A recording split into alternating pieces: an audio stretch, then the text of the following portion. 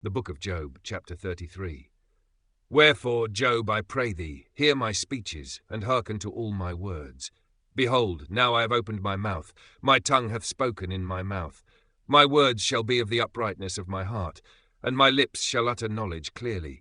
The Spirit of God hath made me, and the breath of the Almighty hath given me life.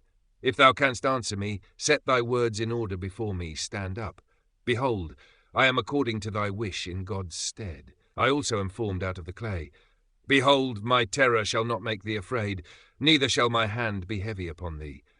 Surely thou hast spoken in mine hearing, and I have heard the voice of thy words, saying, I am clean without transgression, I am innocent, neither is there iniquity in me. Behold, he findeth occasions against me, he counteth me for his enemy.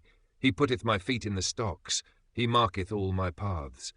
Behold, in this thou art not just. I will answer thee, that God is greater than man. Why dost thou strive against him? For he giveth not account of any of his matters. For God speaketh once, yea twice, yet man perceiveth it not.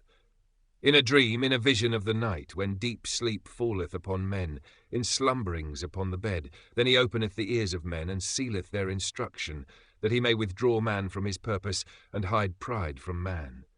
He keepeth back his soul from the pit, and his life from perishing by the sword. He is chastened also with pain upon his bed, and the multitude of his bones with strong pain. So that his life abhorreth bread, and his soul dainty meat.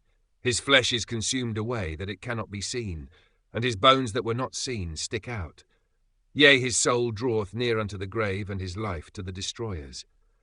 If there be a messenger with him, an interpreter, one among 1,000, to shew unto man his uprightness, then he is gracious unto him, and saith, Deliver him from going down to the pit.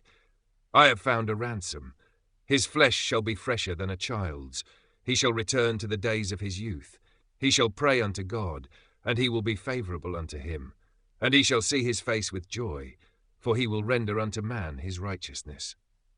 He looketh upon men, and if any say, I have sinned, and perverted that which was right, and it profited me not, he will deliver his soul from going into the pit, and his life shall see the light. Lo, all these things worketh God oftentimes with man, to bring back his soul from the pit, to be enlightened with the light of the living. Mark well, O Job, hearken unto me. Hold thy peace, and I will speak. If thou hast anything to say, answer me. Speak, for I desire to justify thee.